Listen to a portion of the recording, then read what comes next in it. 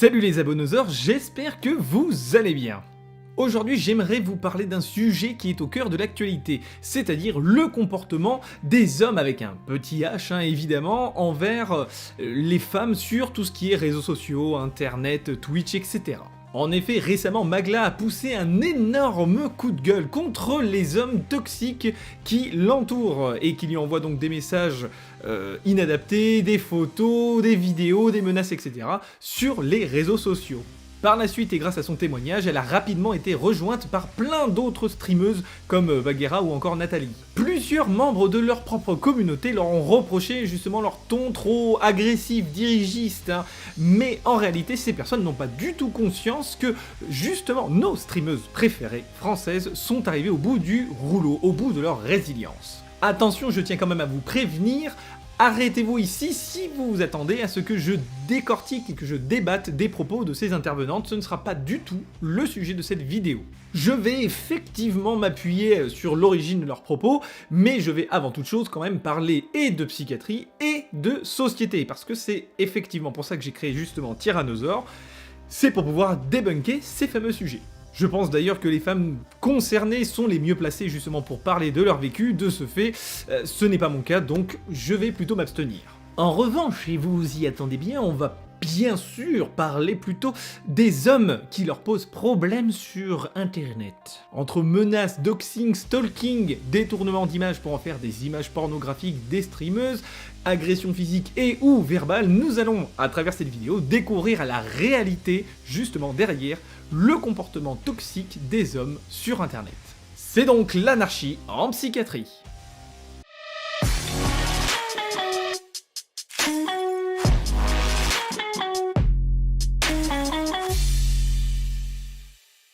Qu'est-ce qui est à l'origine de tout ça? Eh bien, il s'agit d'un tweet de la streameuse française Magla qui dénonce un empire souterrain de la déviance et de la perversité masculine à son sujet. Des montages photos porno d'elle, des messages indécents, menaçants, voire même insultants, des vidéos d'hommes se masturbant devant son image ou devant des vidéos d'elle, mais aussi des forums entiers de roleplay, donc du jeu de rôle, basés sur son personnage, donc qui fait d'elle le centre de tous les fantasmes et de tous les désirs sexuels d'hommes complètement déviants. Voilà tout ce qu'elle a dénoncé. Alors oui, je vois déjà la bonne grosse levée de bouclier justement de tous les ignorants et extrémistes du sujet qui vont donc me reprocher d'être psychophobe via cette vidéo, alors qu'il n'en est rien du tout, bien au contraire d'ailleurs, je me bats énormément et je combats énormément tout ce qui est psychophobie. Mais la réalité justement derrière de tels comportements sur internet découle déjà d'un problème culturel et sociétal, mais aussi d'un problème qui tient donc de la psychiatrie. En effet, si vous regardez mes autres vidéos, vous vous rendrez compte que je passe énormément de temps à débunker beaucoup de clichés justement sur la psychiatrie. Mais il est aussi de mon devoir de parler de certaines pathologies psychiatriques bien plus sombres et bien plus problématiques, bien plus dangereuses. C'est aussi une part de la réalité. Et c'est aussi pour ça que je fais cette vidéo. Car ces pathologies peuvent créer donc des comportements inhumains, inadaptés et complètement marginalisés. Et non, selon moi, ce n'est ni stigmatisant ni psychophobe que de parler justement de pathologies plus problématiques, telles que justement les pervers narcissiques, ou encore les psychopathes, les sociopathes, ou même aussi parler de l'érotomanie, ce qui me semble plutôt judicieux dans un cas comme celui-là. Et justement, parler de pathologies pareilles et les relier à ces hommes, ce n'est pas les stigmatiser, ce n'est pas leur chercher une excuse, ce n'est pas non plus faire preuve de psychophobie, mais c'est tout simplement essayer de permettre au maximum de personnes de mieux comprendre ces pathologies, déjà, et justement de mieux les appréhender et de ne pas mettre tout le monde dans le même panier. À présent, penchons-nous sur la question. Pour bien commencer, et pour parler de certains types d'hommes justement qui ont tendance à envoyer tout un tas de vidéos ou photos d'eux choquantes, nous allons bien sûr parler des dick pics. Qu'est-ce qui fait qu'un homme va se masturber, s'enregistrer en vidéo et envoyer la vidéo justement à une personne particulière? Pourquoi tout simplement certains hommes envoient-ils des dick pics? Pourquoi un homme va-t-il se mettre à menacer de mort et ou de viol une femme? Pourquoi un homme se mettrait-il à harceler une femme, à faire du doxing, à la suivre jusque chez elle? Impossible évidemment d'appeler ça un comportement dit normal, mais bien qu'on puisse évoquer justement des raisons psychiatriques, il y en a plusieurs autres. Et justement, commençons par parler de la dick pic, qui justement révèle un certain profil d'homme très particulier. Non mais sérieux, franchement, pourquoi envoyer sa bite en photo, quoi, au bout d'un moment? Non? Justement, selon une étude nord-américaine, qui me provient justement d'un article du Figaro, faite sur plus de 1000 hommes, elle a révélé un profil déjà sexiste de base, ainsi que narcissique. Oui, effectivement, un homme faisant ça recherche une certaine valorisation narcissique en pensant flirter, en pensant pouvoir conclure ou tout simplement parce qu'il estime être beau. Et donc pouvoir traiter ses pairs comme il le souhaite. Pour bon nombre d'autres hommes justement qui envoient ces fameuses dick pics, il s'agit en fait là de provoquer, de mettre en colère une femme, de créer une situation de conflit qui va ensuite créer chez cet homme une réaction d'excitation sexuelle très intense. En fait, ces hommes apprécient l'idée de forcer l'autre à regarder quelque chose de sexuel, quelque chose de choquant, provoquant. Ils aiment cette sensation de forcer l'autre à subir quelque chose. Et oui, je crois que vous aurez compris, face à cette description, que ces fameux hommes sont quand même potentiellement des futurs, possiblement, violeurs et ou agresseurs sexuels en puissance. Et cela met évidemment en évidence des pathologies psychiatriques, mais aussi justement des traumas divers et variés, mais aussi et possiblement des viols et ou agressions sexuelles subis par eux-mêmes durant leur enfance. De même, et il faut le savoir, justement l'envoi de dick pic est considéré comme une opposition forte justement des hommes face au féminisme, pour certains masculinistes. Alors bah oui, là évidemment, au niveau conneries, on tape quand même super haut. Pour tout ce qu'on vient d'évoquer précédemment, il s'agit évidemment d'actes illégaux, avec des conséquences répréhensibles. Diffusion de messages à caractère pornographique, exhibition sexuelle et cyberharcèlement. Vous comprenez un peu? De ce fait, mon meilleur conseil, c'est ne supprimez pas les messages, ne répondez pas et allez porter plainte. Je vous conseille également d'aller suivre No Dick Pic, justement sur Instagram, une jeune femme qui parle de ce sujet brillamment, je trouve. Donc, profil de pervers, violeur, provocateur masculiniste, vous savez à présent qui se cache derrière les gens qui envoient des dick pics. Passons dès à présent au profil des harceleurs, donc des profils qui ne doivent pas être traités à la légère. Mesdames, messieurs, si un harceleur s'en prend à vous ou à quelqu'un que vous connaissez, vous devez réagir immédiatement. Surtout, mais surtout, on ne banalise jamais justement les actes d'un harceleur. Jamais. Alors, le harceleur a tendance à vouloir évacuer ses tensions internes à l'extérieur plutôt que de s'interroger sur son vécu. Il recherche des situations ou des attitudes qui feront diminuer cette tension interne. Il y a donc 3 grands types principaux de harceleurs sur les réseaux sociaux et sur internet. Il s'agit bien sûr des pervers narcissiques, des psychopathes/sociopathes et des érotomanes. Pour bien commencer, on va d'abord parler des pervers narcissiques, ou PN. Une situation de harcèlement tient à la personnalité du harceleur qui a souvent une faille narcissique. Tout d'abord, contrairement à une croyance populaire, le narcissisme n'est pas l'amour qu'on se porte à soi-même. Il s'agit en fait de la confiance en soi acquise par l'enfant au contact de sa mère lors de ses premiers mois. On appelle d'ailleurs ça le narcissisme primaire. On peut considérer en fait un pervers narcissique comme un délinquant lorsqu'il est justement dans sa phase de harcèlement. Et on pourrait justement lui reprocher d'être et de devenir un criminel lorsqu'il arrive au terme de la phase de meurtre psychique. Mais malheureusement, le meurtre psychique n'est pas vraiment quelque chose qui existe encore dans le code pénal. La seconde phase importante justement décrite par Daniel Eisenberg est le narcissisme secondaire. En gros, voici ce que c'est exactement.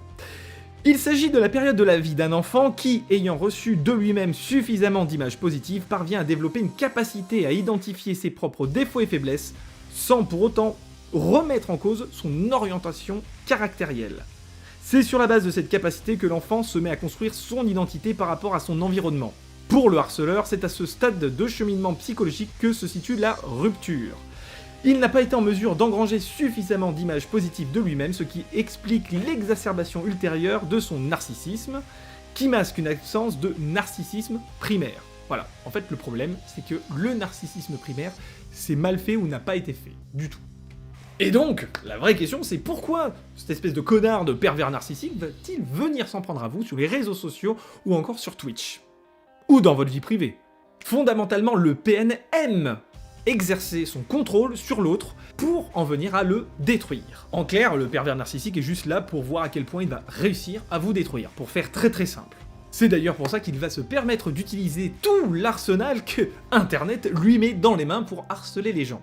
Le pseudo-anonymat, les multicomptes, pousser d'autres personnes plus vulnérables et influençables à aller harceler justement la cible, contre la cible, trouver des infos sur elle, des photos, faire du doxing, en somme, voilà. Ça c'est tout l'attirail que peut facilement trouver le pervers narcissique. Et pourquoi ils s'en prennent majoritairement aux femmes? Alors on peut déjà penser que rien qu'avec les chiffres, on va avoir une explication. En réalité, on sait aujourd'hui que 75% des PN sont des hommes, donc 25% sont des femmes. Donc, un peu comme le ferait un psychopathe lorsqu'il a une cible en ligne de mire, eh bien, le pervers narcissique va tout faire pour essayer de détruire sa némésis, mais là plutôt psychologiquement, voire en utilisant même justement d'autres personnes qu'il influencera pour aller harceler et s'en prendre à la personne ciblée. Juste une petite info entre nous, selon le docteur Ramani, eh bien, le nombre de PN dans le monde serait à peu près de 10 à 15% de la population mondiale. Flippant, n'est-ce pas? Donc, essayez d'imaginer combien vont croiser votre route lors des streams. Effrayant, n'est-ce pas? Et évidemment, sans oublier que bon nombre de streamers et streameuses eux-mêmes sont justement des PN et n'hésiteront pas à lâcher leur horde de fans et leur énorme communauté contre d'autres personnes pour les détruire psychiquement. Avec tout ça, mais comment se sentir en sécurité, hein, franchement? Bon, je ne vais pas vous refaire tout le laïus que j'ai fait justement sur les psychopathes et les sociopathes, j'ai déjà une vidéo qui l'explique, celle sur Anna Delvey que je vous invite évidemment à regarder si vous voulez en savoir plus sur les psychopathes et les sociopathes. Revenons plutôt à notre sujet principal, il s'agit effectivement des haters, ou rageux, des personnes qu'on trouve très facilement sur le net et qu'on retrouve justement dans tout ce qui va être commentaires, haineux, agressifs, etc. etc. Si dans la majeure partie des cas, leur comportement nous semble justement incompréhensible, vraiment, c'est tout simplement parce qu'il s'agit possiblement, selon de nombreux scientifiques, de psychopathes. Et oui, ce sont bien eux qui, derrière leurs écrans, s'amusent à répandre haine, chaos et rage sur les réseaux sociaux. Dans une étude publiée dans Frontiers in Psychology, et reprise par le média Futura Science, évidemment, il compare les caractéristiques des personnes qui publient des commentaires haineux et non haineux au sujet d'un exemple très précis. Les sportifs d'hiver polonais, lors des Jeux Olympiques d'hiver, justement, de 2018. Cette année-là, ces sportifs avaient déploré une performance particulièrement mauvaise. Je vous avoue, je n'ai pas suivi, c'est pas trop mon truc. Leur étude comporte 94 participants, dont 46 ayant publié des commentaires haineux. Tous ont répondu à un questionnaire portant sur la triade noire, c'est-à-dire 3 traits de personnalité qui seraient à la base de tous les comportements nuisibles, selon certains psychologues. Il s'agit donc du narcissisme, du machiavélisme et de la psychopathie. Ces traits aversifs iraient souvent ensemble. Putain, je suis même pas surpris. D'ailleurs, vous vous rendrez très vite compte que ces fameux haters ne font preuve d'aucune pitié ni aucune humanité à votre égard lorsqu'ils s'en prennent à vous. Cela s'explique évidemment par l'incapacité viscérale des psychopathes à ressentir de l'empathie pour autrui. Et voilà, les voici donc à vous harceler et s'en prendre à vous sans le moindre état d'âme. Et là, ça devient beaucoup moins drôle. Évidemment, il faut faire extrêmement attention puisque le psychopathe est donc un criminel en puissance, il peut facilement mettre ces fameuses menaces sur le net à exécution dans la réalité. Voilà, là où le pervers narcissique va plutôt chercher à vous détruire psychiquement, le psychopathe peut vouloir vous détruire réellement physiquement. Lui, il ne s'en privera pas du tout. Surtout lorsque son fantasme de vous violer, vous torturer puis vous tuer, ou qu'importe les ordres, ne lui suffit plus lorsqu'il a besoin justement de réel et non plus de fantasme. Ah bah tiens, encore une bonne raison de ne pas banaliser ses comportements. Comme je venais de l'évoquer, eh bien, il y a de nombreuses ressemblances entre le PN, justement, et le psychopathe. Et d'ailleurs, c'est extrêmement bien souligné par le docteur Robert Hare, justement, qui en parle dans plusieurs de ses ouvrages. Il a d'ailleurs mené des recherches et même une étude, justement, sur la psychopathie pendant plus de 3 décennies. Ces études ont révélé une série de caractéristiques communes qui définissent les personnes souffrant de ce trouble. Ce sont des personnes qui ont tendance à s'ennuyer, qui ont besoin d'une stimulation constante, et qui sont incapables de générer des buts à long terme. Elles sont manipulatrices et veulent sentir qu'elles ont un pouvoir, un contrôle sur les autres. On retrouve de nombreux traits narcissiques chez elles. Tiens, c'est marrant, on en parlait tout à l'heure du narcissisme. À présent, nous allons parler des érotomanes. Alors oui, effectivement, il est possible que cette catégorie vous fasse marrer, hein, ça je peux le comprendre, mais à votre place, j'y réfléchirai à 2 fois. En fait, à l'opposé des PN et des psychopathes, à l'origine, l'érotomane va faire l'inverse d'eux qui vouent une haine particulière à leur cible. Oui, l'érotomane, lui, va tomber éperdument amoureux. Du moins, il imagine l'existence d'une relation intime et amoureuse entre lui et la cible, une chose qui n'existe évidemment pas. D'ailleurs, ce qui est amusant, c'est que au départ, l'érotomane sera sûrement votre supporter le plus vaillant, votre fan le plus enflammé, celui qui va vous soutenir le plus. Mais au bout d'un moment, vous mettrez logiquement un terme à cette situation lorsque vous vous rendrez compte que justement, ce fan est en réalité éperdument amoureux de vous. Voilà. Et ça, c'est ce qu'il va très très mal vivre et le faire passer d'un autre côté, on va dire, voilà. Il deviendra tout d'un coup trop insistant, trop persévérant, menaçant, agressif, intrusif, et là vous allez comprendre qu'effectivement quelque chose d'anormal est en train de se dérouler. Donc oui, il s'agit bien sûr d'une pathologie psychiatrique, mais qui n'a strictement évidemment rien à voir avec justement les psychopathes et les pervers narcissiques, ils ne sont pas du tout classés dans la même catégorie. Justement, l'érotomanie va plus passer du côté justement de la psychose, ce qui n'a rien à voir avec justement les pervers narcissiques et les psychopathes. Je vous rassure, hein, quand même, la grande majorité des érotomanes vont s'arrêter justement à la partie justement messages d'insultes, menaces, etc. Mais ils ne passeront pas à l'acte, hein, évidemment. Par contre, justement, comme il était éperdument amoureux de vous, il a sûrement fait plein de recherches à votre sujet, il connaît plein de choses sur vous, il a fait du doxing, il a récupéré des photos de vous, votre adresse, numéro de téléphone, etc. Et c'est là que l'érotomane en devient dangereux. De colère et de haine, puisqu'il ne se sent plus aimé par vous, dans cet amour justement hallucinatoire, qui n'existe pas. Pour lui, vous l'avez profondément blessé, il va chercher donc à vous blesser, et c'est là, justement, que ça va plutôt passer au harcèlement, diffusion d'informations, de photos compromettantes, etc. C'est là que ça va tourner au vinaigre. Ouah putain, l'expression de vieux, j'ai pris mes 50 000 ans d'un coup, là. Wow.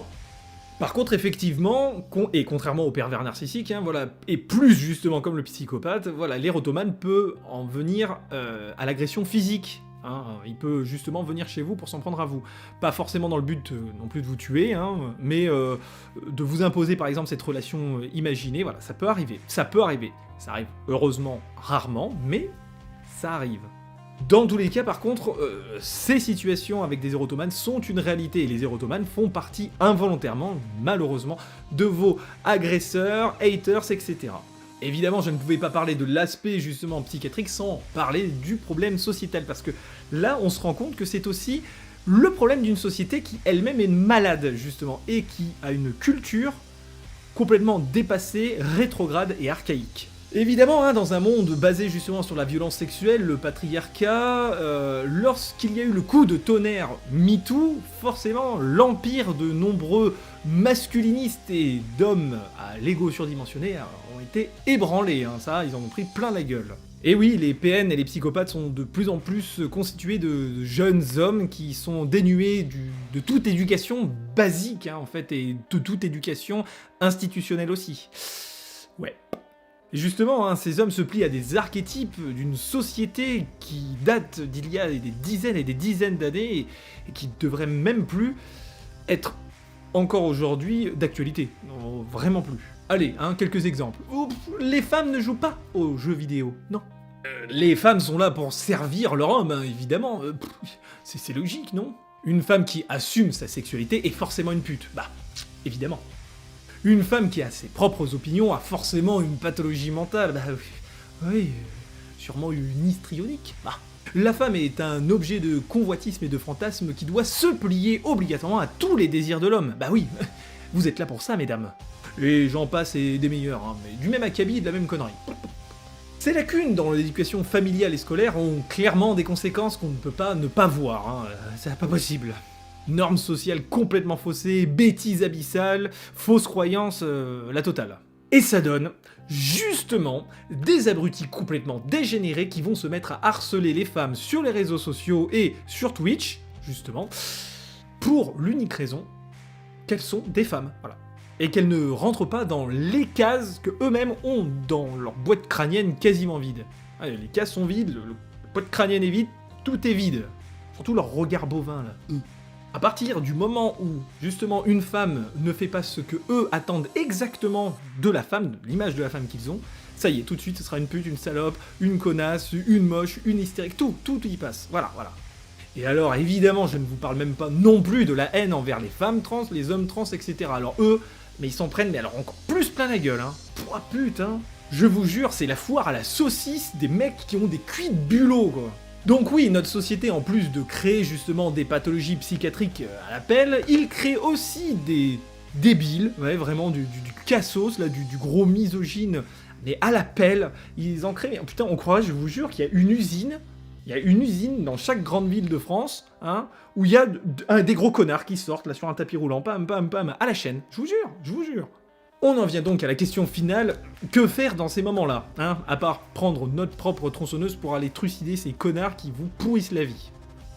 Tout d'abord, mon premier conseil, c'est de surtout ne pas leur répondre, parce que justement, ça attise leur haine, ça attise leur pulsion sexuelle, ça attise leurs fantasmes et leurs désirs, donc ne pas répondre. Ensuite, ne surtout pas supprimer leurs messages, il faut précieusement les garder pour aller porter plainte. Il s'agit ici d'un cyberharcèlement, et c'est justement encadré par la loi. Acte interdit par la loi et puni d'une amende et ou d'une peine d'emprisonnement inférieure à 10 ans. Si vous êtes victime de ce type de harcèlement, vous pouvez demander le retrait des publications à leur auteur ou au responsable du support électronique. Vous pouvez aussi faire un signalement en ligne à la police ou à la gendarmerie ou porter plainte, encore une fois. Ce délit est sanctionné par des peines et amendes de prison. Les sanctions sont plus graves si la victime a moins de 15 ans. Je sais, la justice ici vous semble très lente, et là je le conçois, totalement. Mais en fait, c'est pour une bonne raison. C'est justement parce qu'il y a de plus en plus de plaintes, qu'il y a de plus en plus donc, de procès de condamnation, et donc forcément, ça enraye un peu la machine, voilà, qui prend du temps. Mais elle agit. Comptez sur elle, elle agit contre, justement, ces personnes. Et puis ça vous prouve bien une chose. C'est pas un cas isolé, c'est pas un petit problème isolé dans un coin, c'est une putain de réalité quand même. De même, et je le pense sincèrement, ces personnes doivent assumer leurs actes devant un tribunal et devant la justice. Et voilà, nous arrivons donc à la fin de cette vidéo qui, justement, vous permet de connaître les profils de ces hommes qui s'en prennent aux femmes sur tout ce qui va être réseau social et Twitch. On le voit un peu partout, une parole est en train de se libérer, et oui, c'est une bonne chose. Le problème en revanche, et c'est ça qui limite effectivement cette libération de la parole, c'est que les femmes qui s'expriment sont souvent encore plus harcelées, menacées et prises à partie. Alors forcément, ça fait quand même pas mal flipper. Et oui, mais en même temps, c'est normal, les haters, justement, voient l'étau se resserrer de plus en plus sur eux, donc, qu'est-ce qu'ils font? Ils deviennent encore plus virulents. Et c'est toujours comme ça que ça se passe. Évidemment, n'hésitez jamais à agir lorsque vous êtes témoin, justement, de harcèlement. Allez aider les personnes qui se font harceler, défendez-les, protégez-les, si vous en avez les moyens. Et bien sûr, si vous avez des harceleurs dans votre environnement, hein, dans vos amis, il va falloir les dénoncer, parce que ces personnes sont évidemment néfastes, et si elles s'en prennent à quelqu'un, un jour elles pourraient aussi s'en prendre à vous. Vous pourriez aussi être une de leurs futures victimes. Ça arrive bien plus souvent que ce qu'on imagine. Merci en tout cas d'avoir regardé cette vidéo. Si elle vous a plu, n'hésitez pas à vous abonner ni même à activer la petite cloche là justement pour savoir tout le temps quand on sort des nouvelles vidéos. Bien sûr, n'hésitez pas aussi à commenter, à partager vos témoignages. Pour moi, c'est très important et sûrement aussi pour les autres. D'ailleurs, si vous avez envie d'en débattre et d'en discuter dans justement les commentaires, on le fera avec plaisir. De même, passez sur les réseaux sociaux, on passera un bon moment tous ensemble. On a donc fait du sale dans le médical.